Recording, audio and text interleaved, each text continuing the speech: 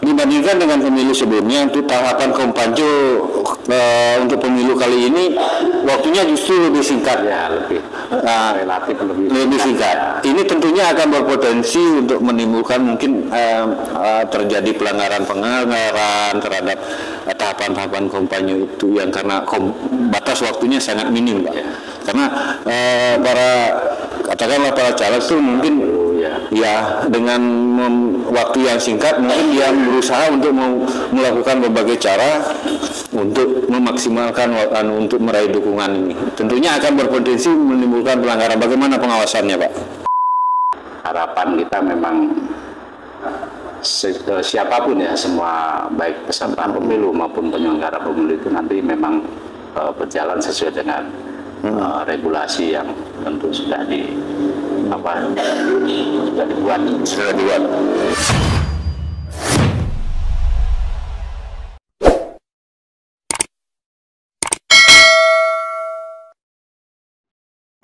Selamat datang di Jarak Podcast. Kali ini kita kembali berjumpa. Untuk kali ini kita akan membahas masalah teknik atau tahapan pemilu pada pemilu 2024 mendatang. Kita sudah mengundang 3 narasumber dari Komisioner Bawaslu Jemberana untuk membahas masalah ini terkait dengan tahapan-tahapan kampanye dari pemilu 2024. Kita hadirkan 3 narasumber dari Komisioner Bawaslu Jemberana, masing-masing dari Bapak Made Widiastro sebagai Ketua Bawaslu Kabupaten Jemberana, kemudian ada Bapak Gusti Ngurah Agung Bagus Wirahadi, Koordinator Divisi Hukum Pencegahan Parmas Humas. Kemudian ada Bapak Pande Made Adi Mulyawan, Koordinator Divisi Penegakan Pelanggaran dan Penyelesaian Sengketa Pemilu. Setelah hadir di sebelah kami ada Ketua Bawaslu Kabupaten Jemberana, Made Widiastro. Kita akan berbincang dengan beliau. Sebelumnya saya ucapkan Om Swastiastu, Pak. Om Swastiastu. Nah, gimana sekarang kondisi, Pak? Mudah-mudahan dalam keadaan sehat. Ya, dalam keadaan harus sehat untuk menghadapi tahapan-tahapan pemilu. Ya, oke.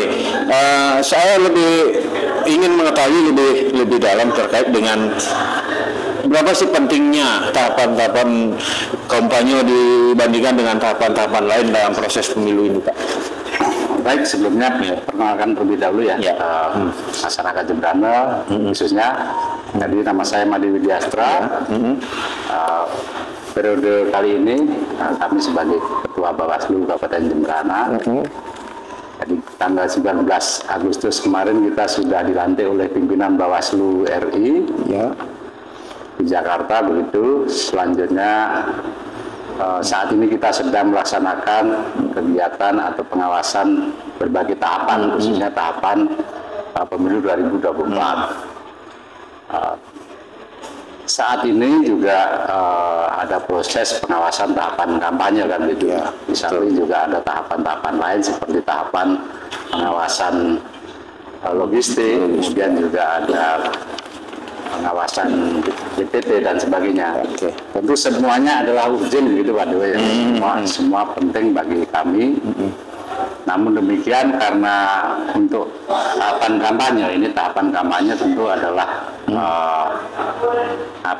ajang atau sarana kontestasi dari semua peserta pemilu.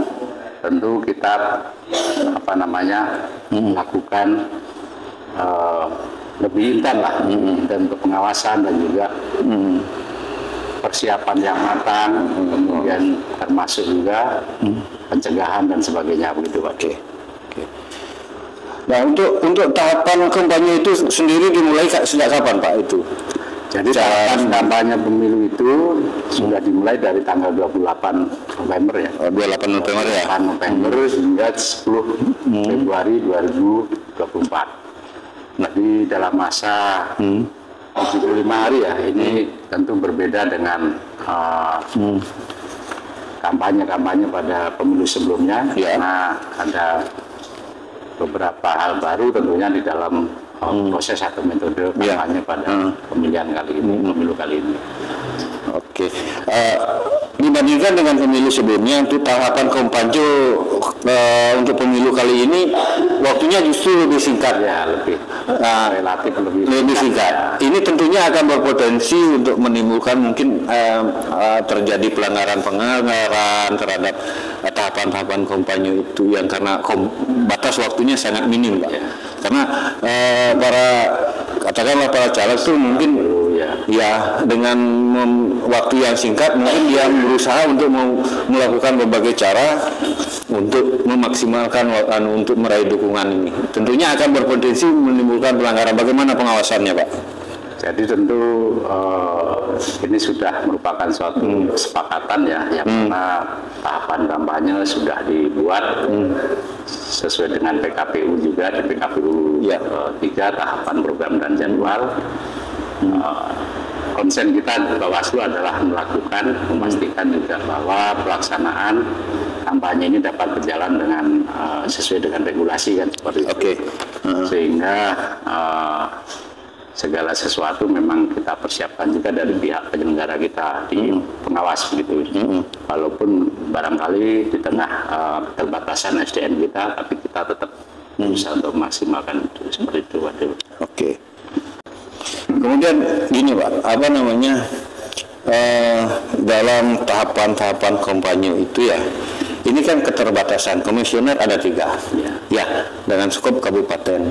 Apa yang bisa dilakukan sehingga bisa memaksimalkan melakukan pemilu tahapan kampanye yang bersih, yang tidak ada pelanggaran. Apa yang bisa dilakukan oleh Bawaslu? Pertama begini ya, jadi mungkin dapat kita sampaikan IPT untuk Kabupaten Jemberana itu 243.797. Berapa, Pak? 243 kan DPT. Ya, kemudian juga kawan-kawan dari KPU sudah menetapkan daftar calon tetapnya kemarin 363 untuk di tingkat DPRD Kabupaten Jemberana kan gitu ya. Tentu personil kita yang mana kalau Bawaslu Jemberana itu kan personilnya 3, kemudian juga di masing-masing kecamatan ada 3 orang, sehingga karena kita cuma 5 kecamatan itu kan cuma 18, ditambah juga teman-teman PKD per desa atau kurang 1 orang, 51 desa, sehingga total keseluruhan penyelenggara kita hanya 69 gitu Pak Dewa ya. Namun demikian tentu perlu kami sampaikan bahwasanya pemilu ini kan tanggung jawab kita semua. Jadi kita juga merangkul stakeholder tentunya ya.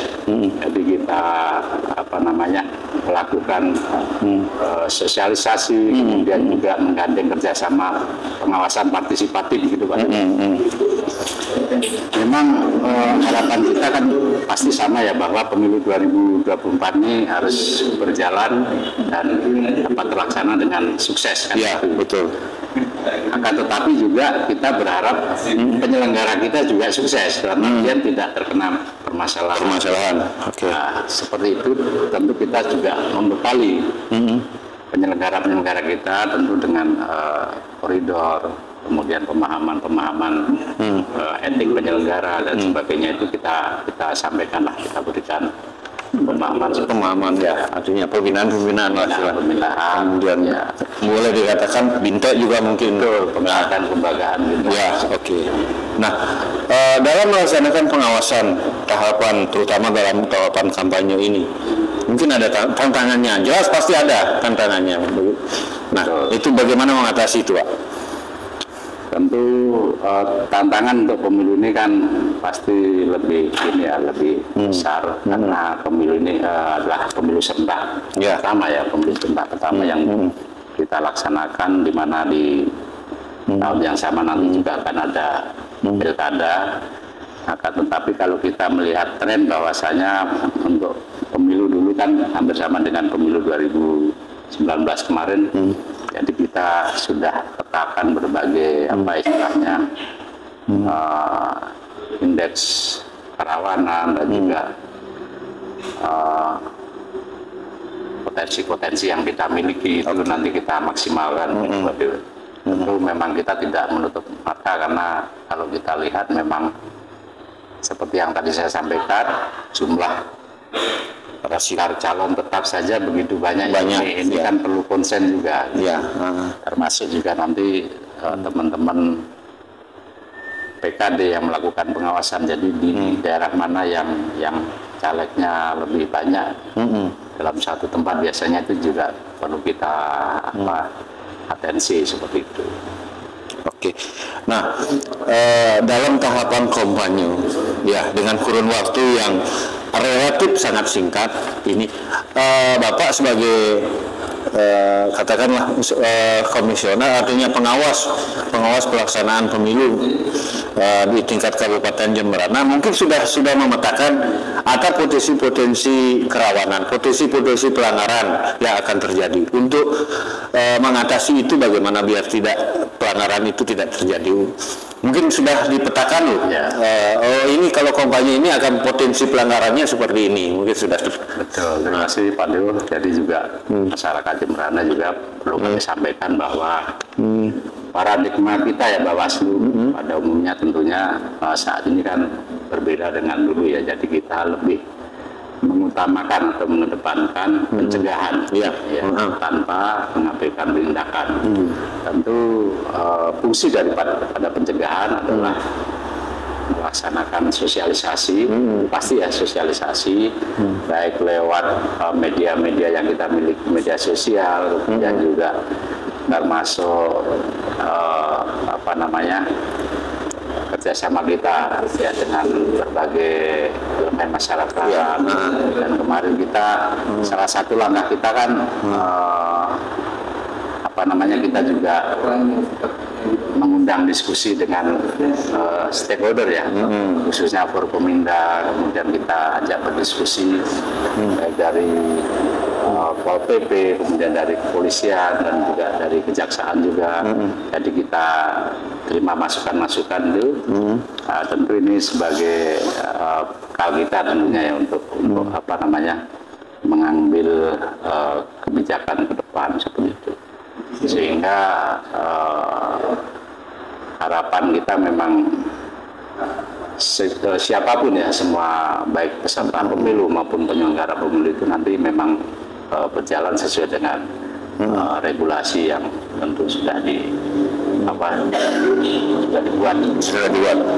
Mencegah untuk terjadinya pelanggaran kampanye ini, kemudian mengatasi lah, katakanlah mencegah sejak dini itu. Apakah sudah pernah melakukan pembinaan mungkin dengan partai-partai politik gitu? Ya, di samping kita melakukan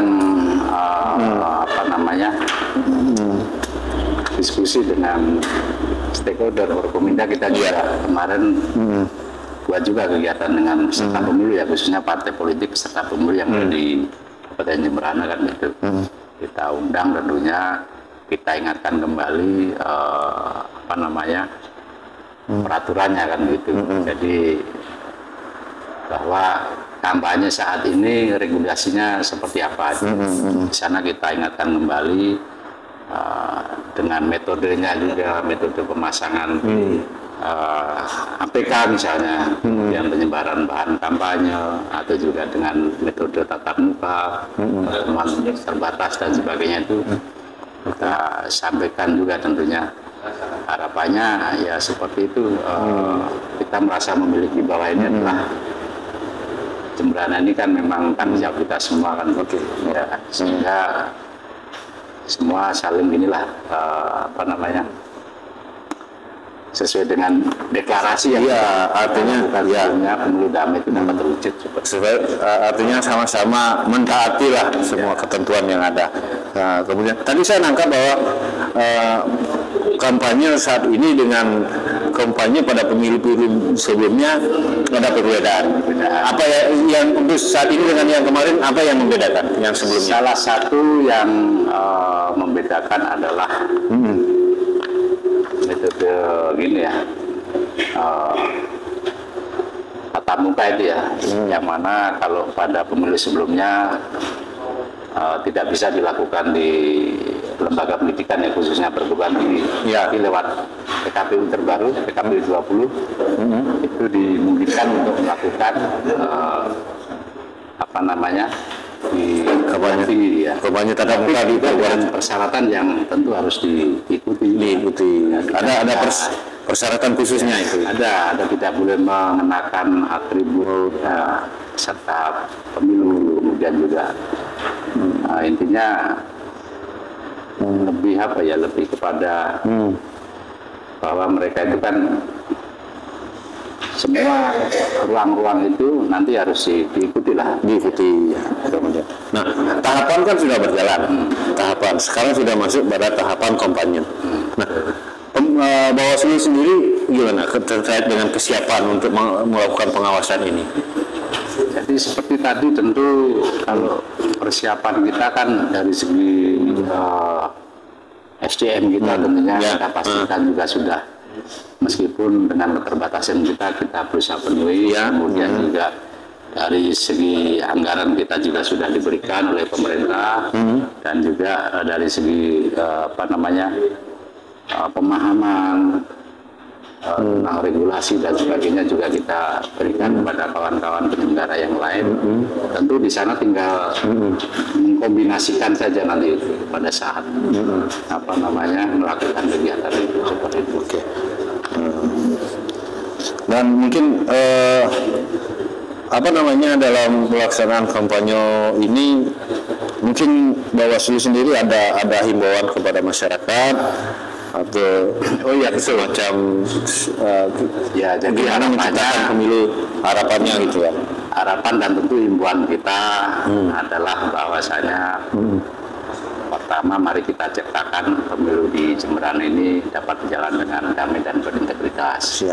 Tentu untuk menuju ke arah itu jangan ada black campaign, kampanye negatif.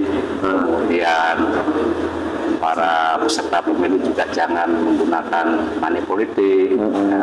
Kemudian juga tentu larangan-larangan seperti hoax dan sebagainya itu supaya dihindari lah seperti itu. Kemudian apa namanya, ujaran kebencian dan sebagainya itu supaya dihindari dan tidak terjadi di Jemberana khususnya.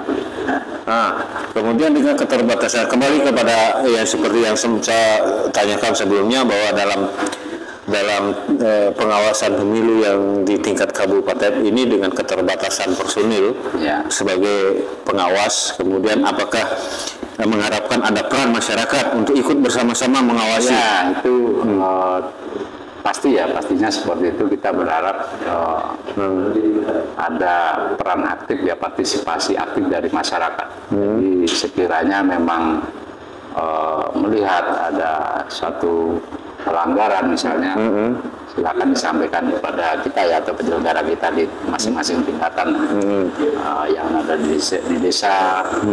Kita juga tentu membuat semacam posko aduan masyarakat kan gitu ya, yang ada di kecamatan juga, termasuk juga yang di kabupaten. Jadi kami siap tentunya.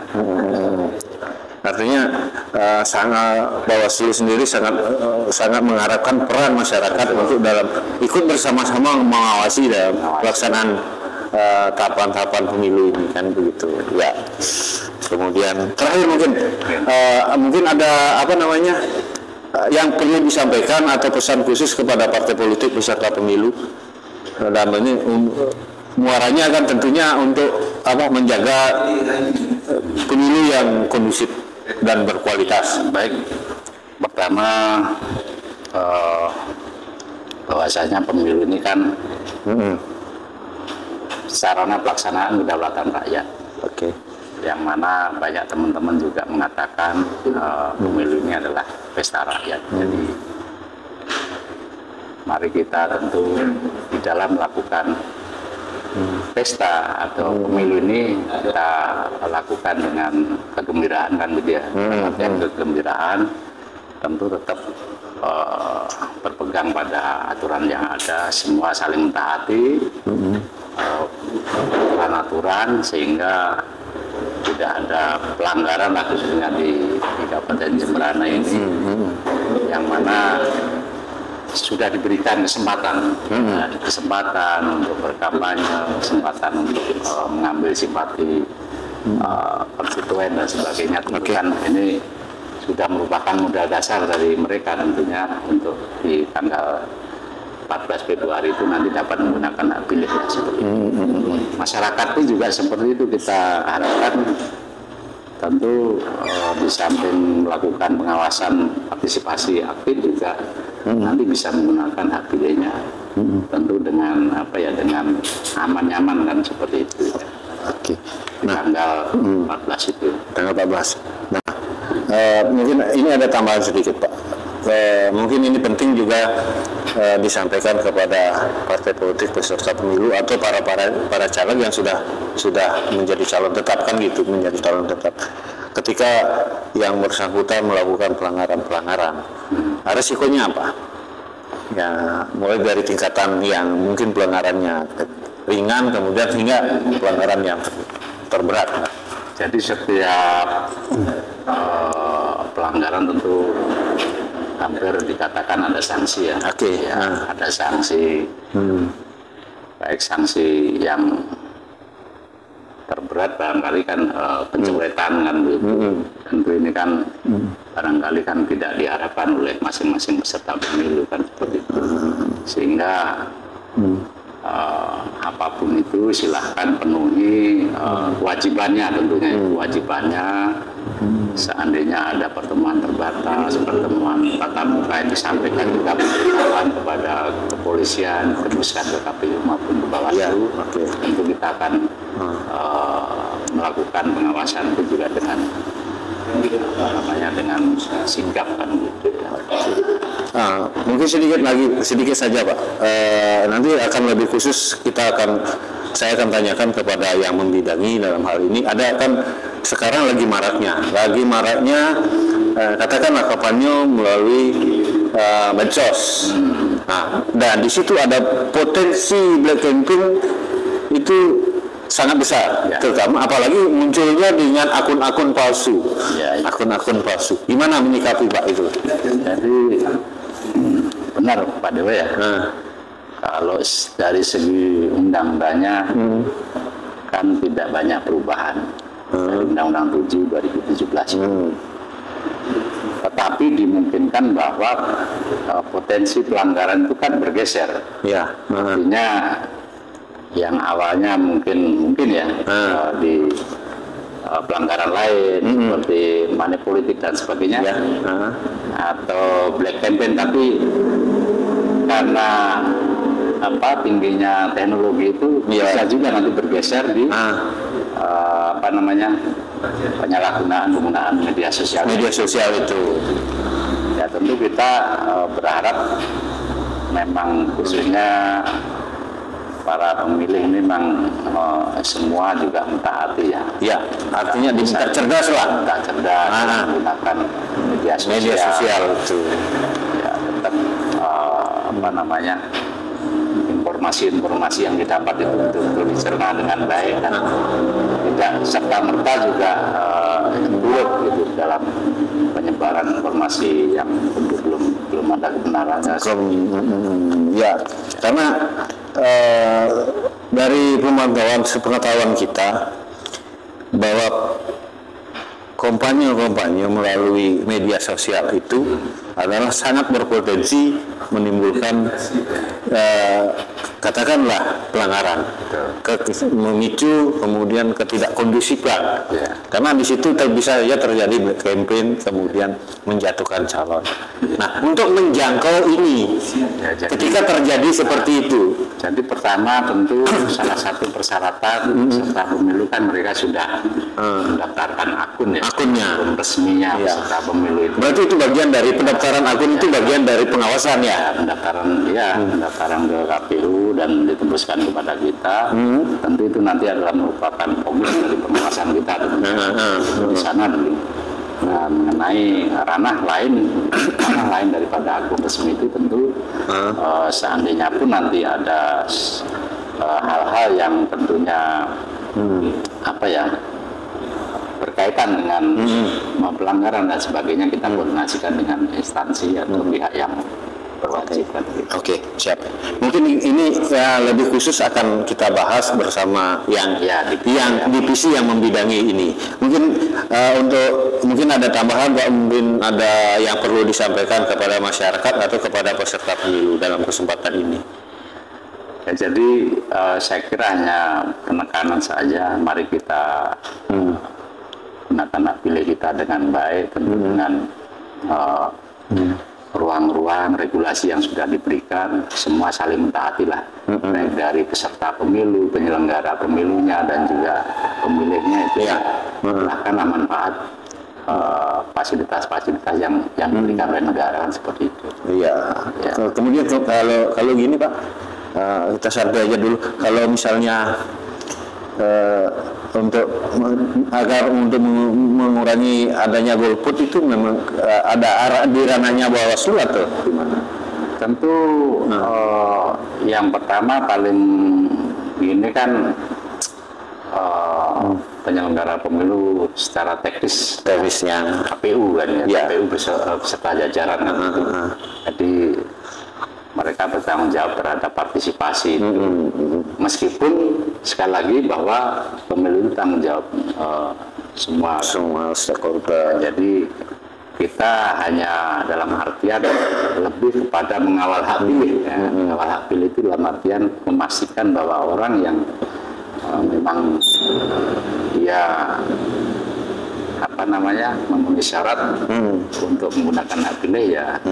Jangan sampai itu tidak masuk di dalam DPT dan sebagainya.